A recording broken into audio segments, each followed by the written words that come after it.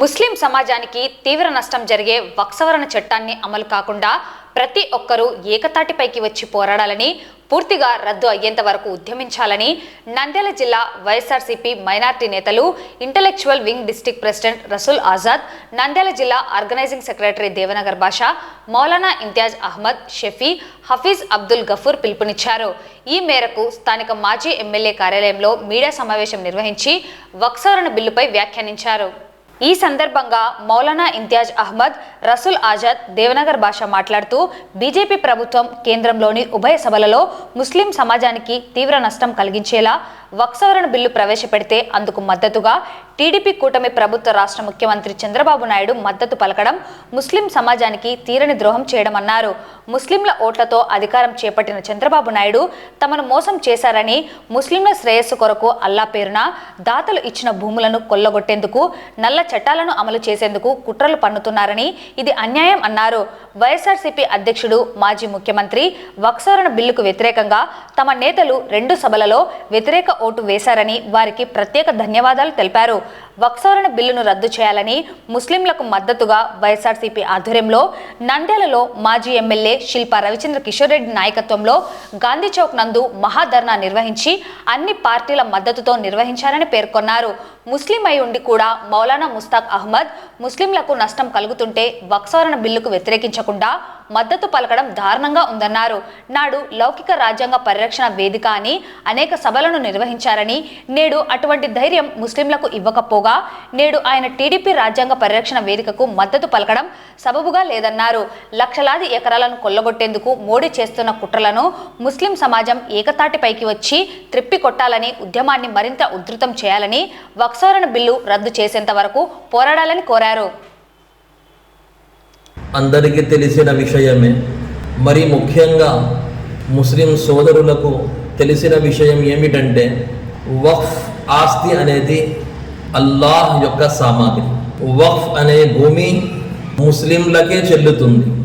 వక్ఫ్ అంటే అల్లా రాస్తాలో దానం చేసే వస్తువు. మన పూర్వీకులు, మన పెద్దలు మన మదరసాల కోసం, మన మసీదుల కోసం, మసీదు మాన్యంగా, దర్గా మాన్యంగా మన పూర్వీకులు ముస్లింల కోసం ఈ వక్ఫ్ భూమిని మనకు కేటాయించినారు. ఎందుకంటే ఒక్కసారి మేము అల్లా రాస్తాలో దానం చేసినామంటే అది అల్లాది అయిపోతుంది. ఆ వక్ఫ్ ఆస్తులు అల్లా యొక్క ఆస్తులు. అంటే ఎవరైతే దానం చేసినారో వాళ్ళకే హక్కు లేనప్పుడు ఈ బీజేపీ గవర్నమెంట్ ఏ విధంగా అల్లా యొక్క భూమిని, వక్ఫ్ భూమిని, ముస్లిం యొక్క సామాగ్రిని ఏ విధంగా ఇతర మతస్థులని దీంట్లో ఈ కమిటీలో చేర్పించి మన యొక్క భూములు లాక్కోవడానికి వక్ఫ్ సవరణ చట్టం తీసుకురావడం ఎంతవరకు కరెక్ట్ అని నేను అడుగుతున్నాను. సుప్రీంకోర్టు స్టే ఇచ్చింది, ఇతర మతస్థులని దీనిలో యాడ్ చేయకూడదు, తప్పు అని. మీరు ఏ విధంగా ముస్లింలను ఛాతి పొడుస్తున్నారు? నేను అడగదలుచుకుంటున్న చంద్రబాబు నాయుడు గారిని, మీరేమో రాజ్యసభలో, పార్లమెంటులో మోడీ గారితో, అమిత్ షా గారితో కలిసి ముస్లింల యొక్క భూముల్ని, వక్ఫ్ భూముల్ని తీసుకొని మళ్ళా మన దగ్గరికి ఇఫ్తార్ విందులో వచ్చి చెప్తున్నారు, నేను మీకు అండగా ఉంటాను, ఎటువంటి హాని కలగనివ్వను. ఇవి బూటకపు మాటలు తప్ప ఇంకొకటి ఏమి లేదని నేను గట్టిగా చెబుతున్నాను. నారా లోకేష్ బాబు గారిని నాదొక విన్నపం, ఈరోజు మీరు రెడ్ బుక్ తీసుకొని తిరుగుతున్నారు. మీరు దాంట్లో ఏం రాసుకున్నారో, ఎవరి పెళ్ళు రాసుకున్నారో అది మీకే తెలుసు. కానీ రెడ్ బుక్ తీసుకొని మీరు తిరుగుతున్నారు కదా, ఇప్పుడు వక్ఫ్ సవరణ చట్టం బిల్లు నడుస్తుంది. మీ తండ్రి గారు పూర్తి మద్దతు వక్ఫ్ సవరణ చట్టం బిల్లును మద్దతు ఇచ్చినారు. ఇటువంటప్పుడు మీరు పట్టుకోవాల్సింది రెడ్ బుక్ కాదు, రాజ్యాంగం బుక్. మీరు రాజ్యాంగం బుక్ పట్టుకొని ఆర్టికల్స్ మొత్తం చదివి ముస్లింలకు మీరు మద్దతుగా ఉండాల్సిన అవసరం ఇప్పుడు ఎంతైనా ఉండేది. కానీ మీరు రాజ్యాంగం బుక్ను ఇడిసిపెట్టి రెడ్ బుక్ పట్టుకొని ఎవరిని జైల్లో వేయాలా, ఎవరిని మభ్య పెట్టాలా, దీని వెనుకనే మీరు తిరుగుతున్నారు. కానీ రాజ్యాంగాన్ని కాపాడడానికి ఒక్కడు కూడా మీరు ముందుకు వేయడం లేదు. ఈరోజు ప్రతి పిల్లడు అడుగుతున్నాడు, అమ్మ మాకు అమ్మ ఒడి పడిందా అని. అమ్మ చెబుతుంది, కొడుక అమ్మఒడి లేదు, తల్లికి వందనం ఇస్తారంట అని.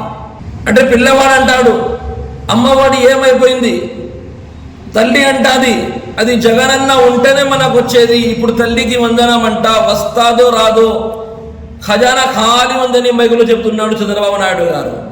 అంటే మీరు ఖజానా ఖాళీ ఉంది అని ప్రజలకు చెప్పి చెప్పి మన ఒక భూముల ద్వారా ఆ ఖజానా నింపాలని అనుకుంటున్నారా?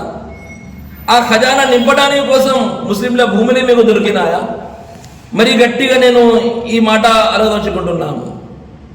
జగన్మోహన్ రెడ్డి గారు ఈ రోజుల్లో ప్రజల్లో పోతుంటే ప్రజలు బ్రహ్మరథం పడుతున్నారు, మీకు చీ కొడుతున్నారు. మౌలానా ముష్తాక్ అహ్మద్ గారు ఈ వక్ఫ్ బిల్ కాకముందు ప్రతి ఒక్క మాటల్లో ప్రతి ఒక్కరు అనుకున్నారు, ఒకవేళ ఈ బిల్ పాస్ అయితే, వక్ఫ్ సవరణ చట్టం బిల్లు పాస్ అయితే మౌలానా ముష్తాక్ అహ్మద్ గారు తన పదవిని రాజీనామా చేసి ప్రజల్లోకి వస్తారు అని ప్రతి ఒక్క ముస్లిం సోదరులు అనుకున్నారు. ప్రజలు అనుకున్నారు మీరు భారతదేశం మీద ఎంతో ప్రేమ చూపిస్తున్నారు, ముస్లింల తరపున ఎంతో ప్రేమ చూపిస్తున్నారు, ఇటువంటి లీడర్ మనకు కావాలా అని ప్రజలు అనుకున్నారు. ఇప్పుడు ఈ వక్ఫ్ సవరణ చట్టం బిల్లు పాస్ అయినాక కూడా ముస్లిం సోదరులు అనుకున్నారు మీరు మీ యొక్క పదవిని రాజీనామా చేసి మీరు బయటికి వస్తారని.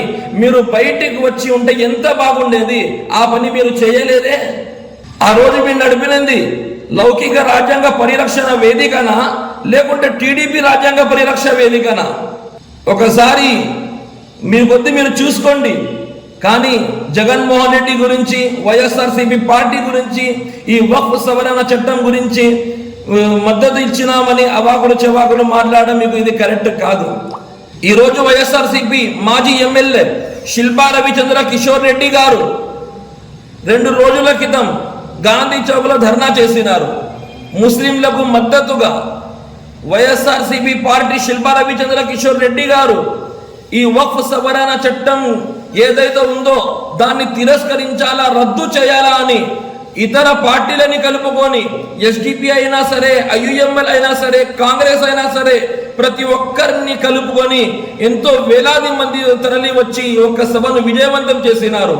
ఆ దమ్ము ధైర్యం మౌలానా ముష్తాక్ అహ్మద్ గారు మీకు ఉందా? నంద్యాలలో అటువంటి సభ మీరు ఏర్పాటు చేయగలరా?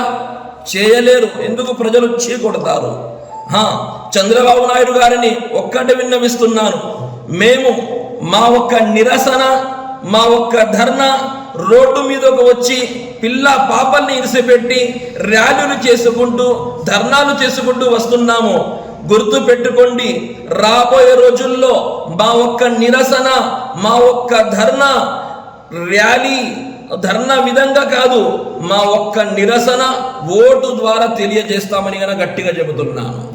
ఈరోజు ప్రభుత్వ రంగ సంస్థలన్నింటినీ కూడా ప్రైవేటీకరణ చేసి చివరిగా ఇక ముస్లింల ఆస్తులు, క్రిస్టియన్ల ఆస్తులు, చివరిగా దేవాదాయ భూములన్నింటినీ కూడా తన అన్యాయాలకు దారాదత్తం చేయాలనుకుంటున్నారో తెలియదు. కానీ మొత్తం మీద ఈరోజు ముస్లింల యొక్క ఆస్తులన్నింటినీ కూడా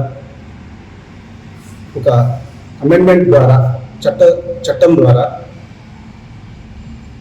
ఈ వక్ఫ్ ఆస్తులను లాక్కోవాలన్నటువంటి ప్రయత్నం జరుగుతున్నటువంటి భాగంలో ఈరోజు మాకు సహకారం అందించినటువంటి ముస్లింలు, ముస్లిమేతరులు, ముఖ్యంగా ఈరోజు ముస్లిమేతరులు అంటే హిందువులే దాదాపుగా ముస్లింల యొక్క హక్కులను కాలరాయడం తప్పని చెప్పేసి భారీ స్థాయిలో ముస్లింలకు సపోర్ట్ చేయడం అనేటువంటిది చాలా గర్వించదగినటువంటి విషయం. సదా ముస్లింలంతా కూడా భారతదేశంలో ఉన్నటువంటి హిందువులకు ఎల్లప్పుడూ కూడా రుణపడి ఉండేటువంటి పరిస్థితి ఉంటుంది అని చెప్పేసి నేను వారికి మరొకసారి ధన్యవాదాలు తెలుపుకుంటా ఉన్నాను. బీజేపీ గవర్నమెంట్ ఒకటే చెప్తుంది, వక్ఫ్ ఆస్తులు నిరుపయోగంగా ఉన్నాయి, అదేవిధంగా అన్యాక్రాంతమవుతున్నాయి. అదేవిధంగా వక్ఫ్ బోర్డులో మహిళల ప్రాతినిధ్యం లేదు, ముస్లిం మహిళల ప్రాతినిధ్యం లేదనే విషయం చెప్తుంది. అయితే అన్యాక్రాంతం అవుతున్నా, నిరుపయోగంగా ఉన్నా దాని బాధ్యత ఎవరిది? ప్రభుత్వాలది.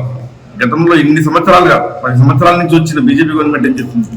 మీరు ఏం చేస్తారో, ఏ విధంగా ఉపయోగిస్తారో ఉపయోగించాలని చెప్పి చేయాలి తప్పనిస్తే సవరణ చట్టం చేస్తామని చెప్పి అన్య మతస్థులను తీసుకుని వచ్చి దీనిలో పెడతాము, అధికారులకు పౌరిస్తామంటే మా ఆస్తులు తీసుకోవడమే మీ ఉద్దేశం తప్పనిచ్చే వేరేది లేదని చెప్పి తెలియజేసుకుంటాను. అదేవిధంగా మహిళలు, ముస్లిం మహిళల ప్రాతినిధ్యం లేదంటున్నాం. ముస్లిం మహిళల ప్రాతినిధ్యం ఉండాలంటే ముస్లిం చట్టసభలకు పోవాలా. నీ బీజేపీ తరఫున నుంచి లోక్సభలో కానీ రాజ్యసభలో కానీ ఈ దేశంలో ఉన్న ఏ రాష్ట్రంలో ఒక శాసనసభలో కానీ బీజేపీ తరఫున ఒక ముస్లిం మహిళ లేదు.